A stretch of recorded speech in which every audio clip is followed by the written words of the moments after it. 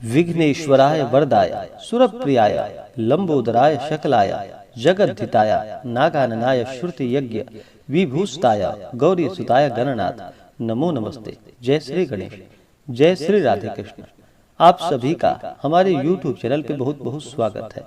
आइए आज सुनते हैं भाद्रपद कृष्ण पक्ष संकष्टी गणेश चतुर्थी व्रत की कथा। प्रत्येक माह के कृष्ण पक्ष और शुक्ल पक्ष की चतुर्थी तिथि के दिन गणेश चतुर्थी का व्रत धारण किया जाता है। कृष्ण पक्ष में पड़ने वाली चतुर्थी को संकष्टी चतुर्थी और शुक्ल पक्ष में पड़ने वाली चतुर्थी को विनायक चतुर्थी के नाम से जाना जाता है। भाद्रपद मास कृष्ण पक्ष में पड़ने वाली चतुर्थी को इसे हेरंब संकष्टी चतुर्थी के नाम से जाना जाता है और इस दिन भगवान गणेश जी के एक दंत गजानन स्वरूप की पूजा की जाती है। भाद्रपद मास कृष्ण पक्ष चतुर्थी को इसे भादुरी चौथ और बड़ी चौथ के नाम से भी जाना जाता है और इस दिन को बहुला चौथ के नाम से भी जाना जाता है, जिसमें कि भगवान श्री कृष्ण का और गौ माता का, गौ के बछड़े का पूजन किया जाता है। यह व्रत सभी प्रकार के दुख और संकट निवारण के लिए है तथा पुत्र पौत्रादि प्राप्ति के लिए, सभी प्रकार के मनोरथ की सिद्धि के लिए भाद्रपद मास कृष्ण पक्ष की हेरंब संकष्टी चतुर्थी का व्रत बतलाया गया है। जो भी सच्ची श्रद्धा के साथ, नियम और निष्ठा के साथ इस व्रत को धारण करते हैं, इस दिन भगवान गणेश जी का पूजन करते हैं, साथ में चौथ माता का पूजन करते हैं और फिर शाम को चंद्रोदय होने पर चंद्र देवता को कच्चे दूध का, जल का अर्घ्य प्रदान करते हैं। इससे भगवान गणेश जी अपने भक्तों पर अति प्रसन्न होते हैं। तो आइए सुनते हैं भाद्रपद कृष्ण पक्ष संकष्टी चतुर्थी की कथा। तो बोलिए प्रेम से भगवान गणेश की जय, भगवान भोलेनाथ की जय, माता पार्वती की जय। बहुत समय पहले की बात है कि एक बार माता पार्वती जी ने भगवान गणेश जी से कहा कि हे पुत्र, भाद्रपद कृष्ण पक्ष चतुर्थी को संकट नाशक चतुर्थी कहा गया है, अतः उस दिन का व्रत किस प्रकार से किया जाता है मुझे समझाकर तुम बतलाओ। गणेश जी ने कहा कि हे माता, भादो कृष्ण चतुर्थी सब संकटों की नाशक, विविध फलदायक एवं संपूर्ण सिद्धियों को देने वाली है। पूर्व वर्णित विधि से ही पूजा करनी चाहिए। हे पार्वती, इस व्रत में आहार संबंधी कुछ विशेषताएं हैं, उन्हें बतला रहा हूँ। श्री कृष्ण जी कहते हैं कि हे युधिष्ठिर, पुत्र की ऐसी बात को सुनकर पार्वती जी ने उनसे पूछा कि आहार एवं पूजन में क्या विशेषता है, उसे कहिए। गणेश जी ने कहा कि गुरु द्वारा वर्णित प्रणाली से स्थिर भक्ति भाव से पूजन करें। 12 महीनों में अलग अलग नामों से गणेश जी की पूजा करनी चाहिए। विनायक, एकदंत, कृष्ण पिंग, गजानन, लंबोदर, भालचंद्र, हेरंब, विकट, वक्रतुंड, आखूरत, विघ्नराज और गणाधीप, इन 12 नामों से व्रती को गणेश जी की पूजा करनी चाहिए। अलग अलग महीने में क्रमशः एक एक नामों से पूजा करनी चाहिए। चतुर्थी के दिन प्रातः नित्य कर्म से निवृत्त होकर व्रत का संकल्प करे। तत्पश्चात रात्रि में पूजन और कथा श्रवण करे। पूर्व काल में एक नल नामक पुण्यात्मा और यशस्वी राजा हुए। उनकी रूपशालिनी रानी, जो कि दमयंती नाम से प्रसिद्ध थी, एक बार उन्हें श्रापग्रस्त होकर राज्यच्युत होना पड़ा था और रानी के वियोग में कष्ट सहना पड़ा। तब उनकी रानी दमयंती ने इस सर्वोत्तम व्रत को किया। पार्वती जी ने पूछा कि हे पुत्र, दमयंती ने किस विधि से इस व्रत को किया और किस प्रकार व्रत के प्रभाव से 3 महीने के अंदर ही उन्हें अपने पति से मिलने का संयोग प्राप्त हुआ। इन सब बातों को आप बतलाइए। श्री कृष्ण जी ने कहा कि हे युधिष्ठिर, पार्वती जी के ऐसा पूछने पर बुद्धि के भंडार गणेश जी ने जैसा उत्तर दिया उसे मैं कह रहा हूँ, आप सुनिए। श्री गणेश जी कहते हैं कि हे माता, राजा नल को बड़ी बड़ी आपदाओं का सामना करना पड़ा। हाथी खाने से हाथी और घुड़साल से घोड़ों का अपहरण हो गया। डाकुओं ने राजकोष लूट लिया और अग्नि की ज्वालाओं में घिरकर उनका महल भस्मसात हो गया। राज्य को नष्ट करने वाले मंत्री लोगों ने भी साथ छोड़ दिया। राजा जुए में सर्वस्व गवा बैठा। उनकी राजधानी भी हाथ से निकल गई। सभी ओर से निराशा और असहाय होकर राजा वन में चले गए। वन में रहते समय उन्हें दमयंती के साथ अनेक कष्ट झेलने पड़े। इतना होते हुए भी उनका रानी से वियोग हो गया। तत्पश्चात राजा किसी नगर में साइस का काम करने लगे। रानी किसी दूसरे नगर में रहने लगी तथा राजकुमार भी अन्यत्र नौकरी करने लगा। जो किसी समय राजा रानी और राजपुत्र कहे जाते थे, वे ही अब भिक्षा मांगने लगे। तरह तरह के रोगों से पीड़ित होकर एक दूसरे से विलग रहकर कर्म फल को भोगते हुए दिन बिताने लगे। एक समय की बात है कि वन में भटकते हुए दमयंती ने महर्षि शरभंग के दर्शन किए।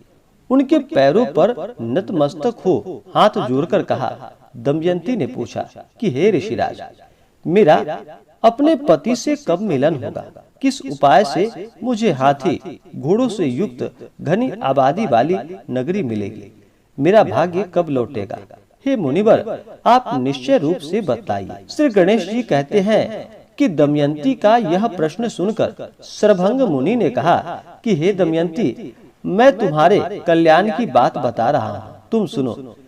इससे घोर संकट का नाश होता है, सब कामनाएं पूर्ण करने वाला एवं शुभदायक है। भादो मास की कृष्ण पक्ष चतुर्थी, जो कि संकट नाशन कही गई है। इस प्रकार नर नारियों को एक दंत गजानन की पूजा करनी चाहिए। विधि पूर्वक व्रत एवं पूजन करने से रानी तुम्हारी संपूर्ण इच्छाएं पूरी होंगी। 7 महीने के अंदर ही तुम्हारे पति से मिलन होगा। यह बात मैं निश्चय पूर्वक कहता हूँ।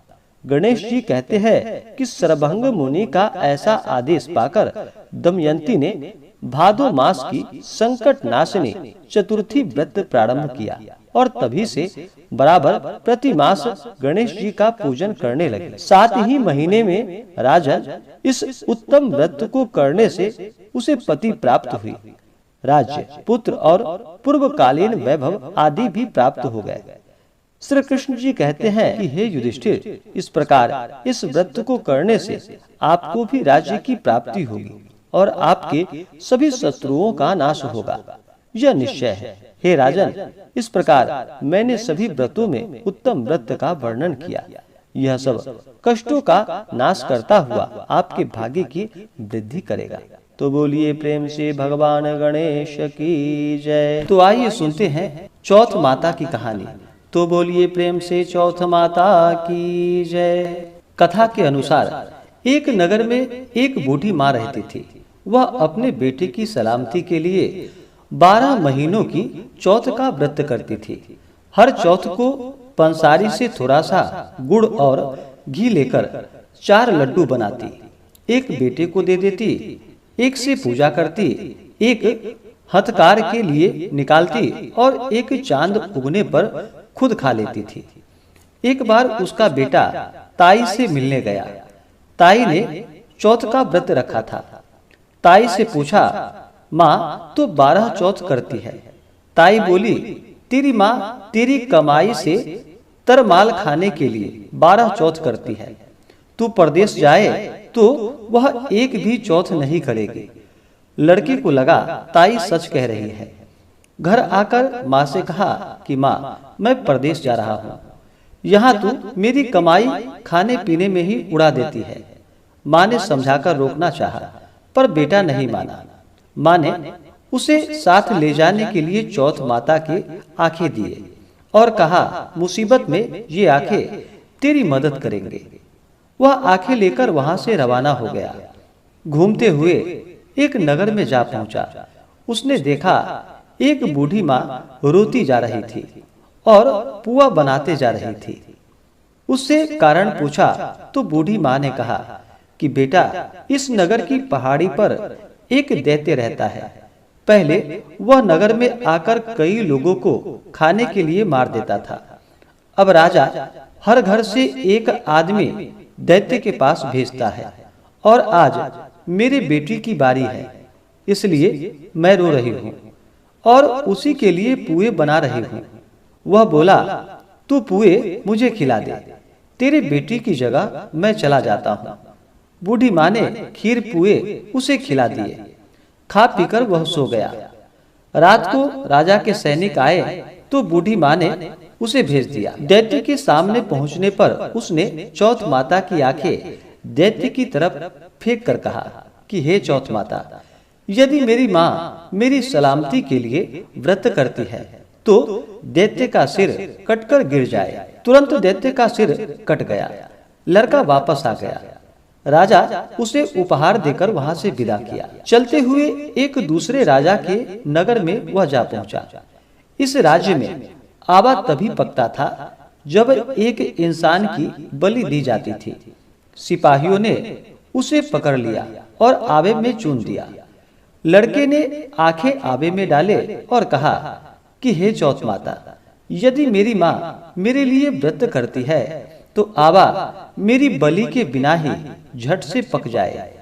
आवा तुरंत पक गया। आवे में से मिट्टी की जगह सोने चांदी के बर्तन निकले। अंदर से लड़का बोला, बर्तन धीरे धीरे निकालना, मुझे लग नहीं जाए। राजा ने उसे निकलवाया और पूछा कि इस आवे से तुम कैसे बच गए। लड़के ने बताया कि उसकी माँ चौथ माता का व्रत करती है, व्रत के कारण ही वह बच पाया। राजा को विश्वास नहीं हुआ। उसने एक चांदी की सुराही मंगवाई और कहा कि तू सुराही की नली से निकलकर दिखाओ, तभी मुझे विश्वास होगा। लड़के ने चौथ माता को याद करके आंखें सुराही में डाल दी और कहा कि मैं भंवरा बनूं, सुराही से निकलूं। लड़का भंवरा बनकर सुराही से निकल गया। राजा ने खुश होकर राजकुमारी की शादी उसके साथ करवाई और सभी लोग को चौथ माता का व्रत करने को कहा। उसे माँ की याद आई। उसने राजा के पास जाकर खुद के नगर जाने की इच्छा जाहिर की। राजा ने रथ, घोड़ा, हाथी और खूब सारा दान दहेज देकर उन्हें विदा कर दिया। चौथ के दिन अपने नगर पहुंचा। वह अकेला पंसारी के यहाँ माँ का इंतजार करने लगा। सोचा, चौथ है तो माँ यहाँ जरूर आएगी। थोड़ी देर बाद लकड़ी टेकती हुई माँ आती दिखी। उसकी माँ की आंखों में जाले आने के कारण दिखना कम हो गया था। लड़के ने जानबूझकर अपना पैर लकड़ी में लगा दिया और कहने लगा कि बलरे पूत, काटी मेरे पेट के लगा दी। माँ ने उसे नहीं पहचाना और कहने लगी, भैया मुझे चाहे कितनी भी गाली दे दो, पर मेरे बेटे को कुछ मत कहना।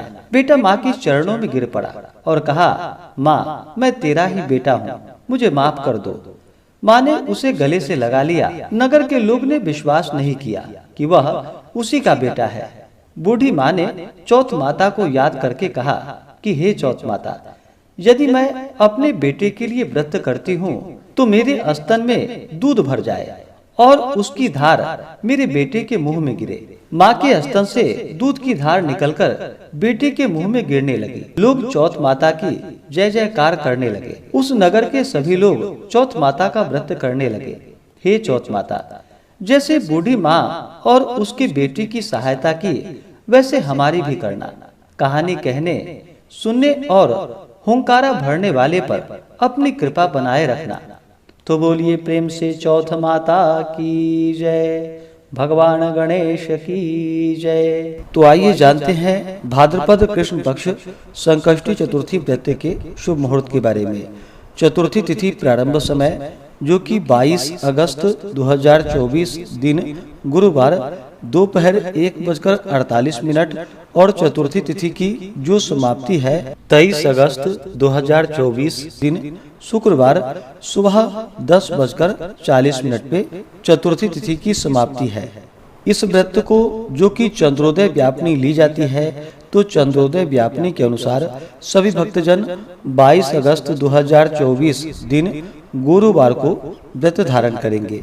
22 अगस्त को सूर्योदय का समय सुबह 5:34 और सूर्यास्त शाम 6:26 होगा। चंद्रोदय यानी कि चंद्रमा उदित होंगे, चंद्र दर्शन का जो समय है वह समय रात्रि 8:23। 22 अगस्त को राहु काल का समय दोपहर 1:37 से दोपहर 3:13 तक होगा। राहु काल समय के दौरान कोई भी शुभ कार्य या नया कार्य नहीं करना चाहिए, यह लाभप्रद नहीं होता है, इस बात का ध्यान रखें। इस दिन अभिजीत मुहूर्त का समय सुबह 11:35 से दोपहर 12:25 तक होगा। योग जो कि धृति योग दोपहर 1:11 तक होगा, उसके बाद शूल योग होगा। इस बार हिरंब संकष्टी चतुर्थी तिथि के दिन सर्वार्थ सिद्धि योग भी बन रहा है, जो कि रात्रि 10:05 से अगले दिन सुबह 5:55 तक होगा। नक्षत्र जो कि उत्तरा भाद्रपद नक्षत्र रात्रि 10:05 तक, उसके बाद रेवती नक्षत्र होगा। तो इस दिन भगवान गणेश जी का पूरे विधि विधान के साथ पूजन करना चाहिए। इस दिन भगवान गणेश जी का जो कि गंध पुष्प धूप दीप आदि से पूजन करे। विशेष करके भगवान गणेश जी को जो कि सिंदूर अति प्रिय होता है, तो उन्हें सिंदूर चढ़ाएं, दुर्वा दल अर्पित करे, धूप दीप दिखा करके अनेक प्रकार का नैवेद्य आदि का भोग लगाए। विशेष करके मोदक आदि का भगवान गणेश जी को भोग लगाना चाहिए, लड्डू का भोग लगाए। भगवान गणेश जी को तुलसी पत्र नहीं चढ़ाया जाता है, इस बात का ध्यान रखें। तुलसी की जगह उन्हें दुर्वा दल डाल करके भगवान गणेश जी को भोग लगानी चाहिए। भोग लगाने के बाद जल से आचमनी करवाएं। मुख शुद्धि के लिए पान पत्र, सुपारी, लौंग, इलायची के साथ में अर्पित करें। इसके बाद संकष्टी गणेश चतुर्थी व्रत का कथा श्रवण करें। इस दौरान गणेश चालीसा, गणेश स्तोत्र आदि का पाठ या श्रवण करें। भगवान गणेश जी के साथ साथ जो कि चौथ माता का भी पूजन किया जाता है, तो चौथ माता का गंध पुष्प धूप दीप आदि से पूजन करें। माता को श्रृंगार की वस्तुएं अर्पित करें। स्त्रियां माता को सिंदूर चढ़ाएं और पुरुष माता को रोली कुमकुम अर्पित करें। धूप दीप दिखाएं, अनेक प्रकार का नैवेद्य आदि का भोग लगाए, जल से आचमनी करवाए। मुख शुद्धि के लिए पान पत्र, सुपारी, लौंग, इलायची के साथ में माता को अर्पित करें। इस प्रकार से भगवान गणेश जी का चौथ माता का पूजन करके चंद्रोदय होने के बाद चंद्र देवता को कच्चे दूध का या जल का अर्घ्य प्रदान करें।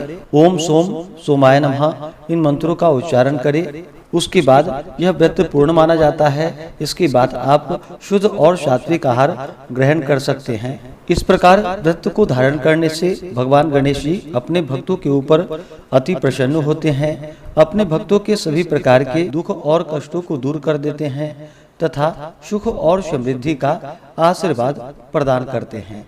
तो आशा करता हूँ कि यह जानकारी आपको अच्छा लगा हो।